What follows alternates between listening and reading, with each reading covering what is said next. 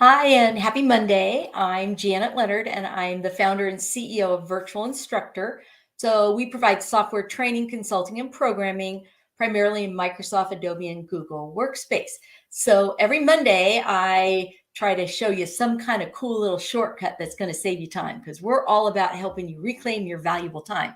And today is actually a holiday, so I'll keep it rather quick, short this time. But I have a nice little shortcut that I'm going to show you that can save you a lot of time and frustration if you don't know about it. So, first of all, let's pop on over to take a look at our website. So, if you like these Monday lives, you can go to our website, virtualinstructor.com, and you'll see on the homepage our little calendar of topics.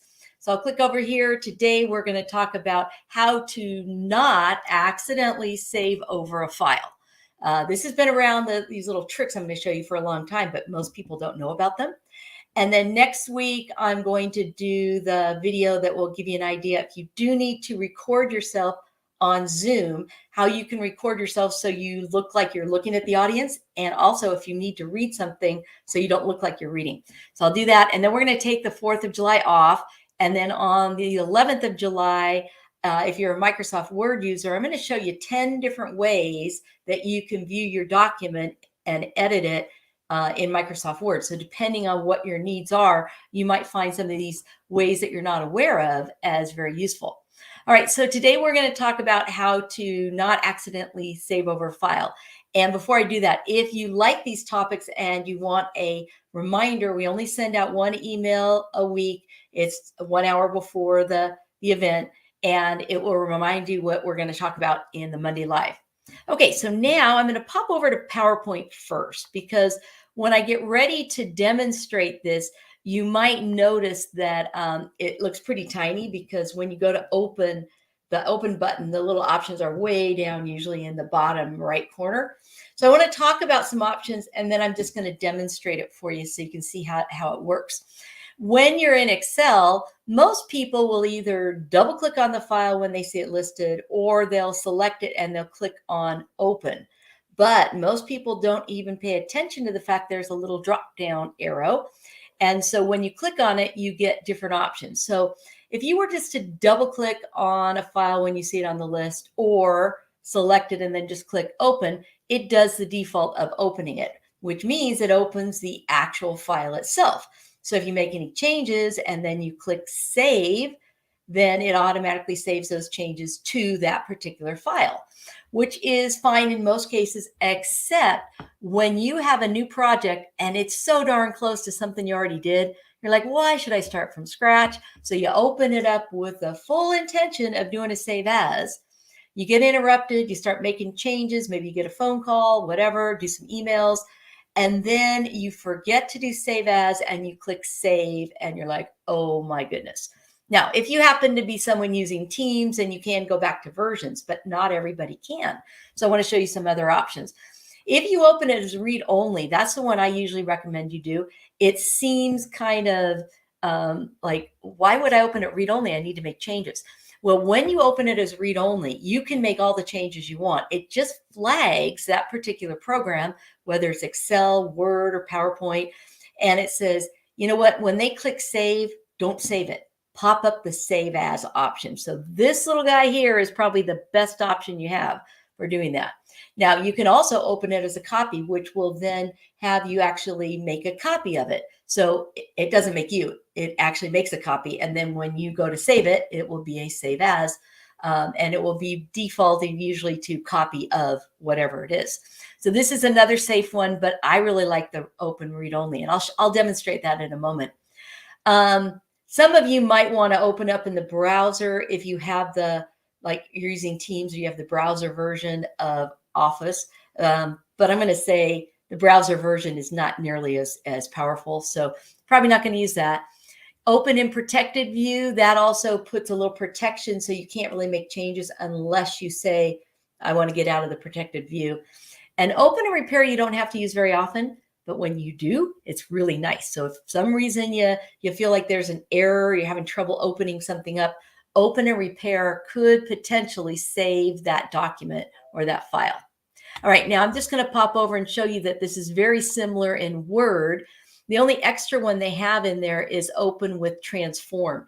Now that's a little more advanced, and maybe I'll do a Monday Live on how to use the transform. But the rest of them, again, open read only is probably your best bet. And then I'll just show you that in PowerPoint, you have the same options. Okay, so I'm just going to go ahead and go into Word right now. And I'm going to go to the open, and I put a file out there on my desktop to make it easy to get to. And let's get back up there, my desktop. There we go. And I have my Monday Live Word document, right? So most people would just double click on that and that opens it. But remember, you don't have that safety feature of if you make changes, it will automatically save it under the original document. So instead, what you can do is do a single click on it. And then way down toward the bottom, you'll see there's an open button.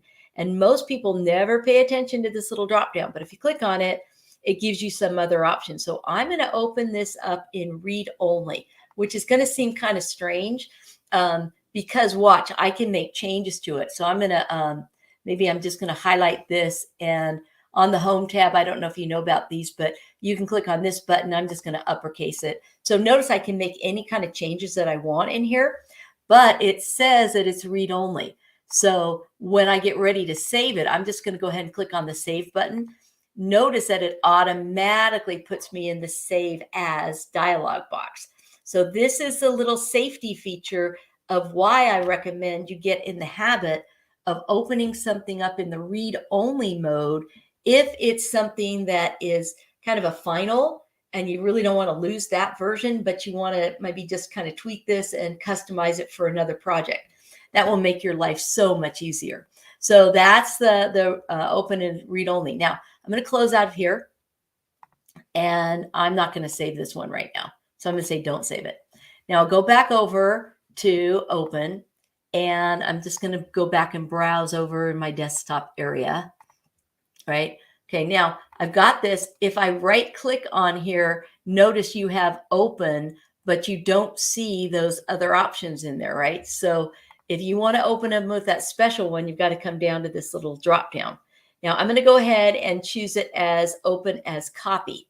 And when I choose open as copy, it automatically renames it to copy one of whatever it is. And so then again, I can make whatever changes I want, and I'll just do the same thing. This time I'll make it capitalize each word. And then when I go to save it, notice that it just saves it under the name copy of. So if I close out of here, and I'll just go back over to open, and I'll browse back over to my desktop. And now I have the copy as well as the original. So I'll go back to this one. And if I just double click or just choose open, this is the live document. So if I click on save, whatever changes I make will be made to that live document. So once again, let's go with, well, I'll make it upper.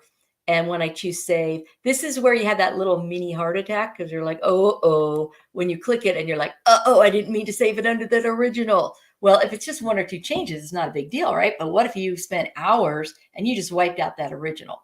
So that can be a little frustrating for you.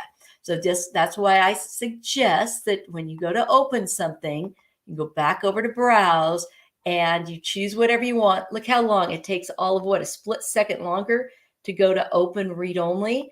And now you're in that little safe mode. If you click save, it's going to ask you to save it.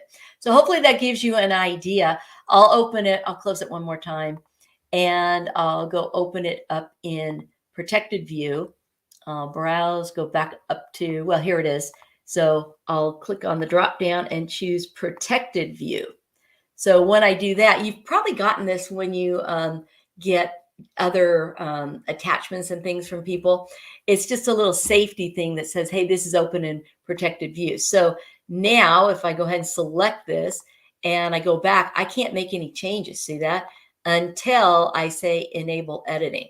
Now, if you've gotten an attachment from somebody and you're not sure where that came from, don't enable editing. Only do this if you know where that, you know the document or where it came from.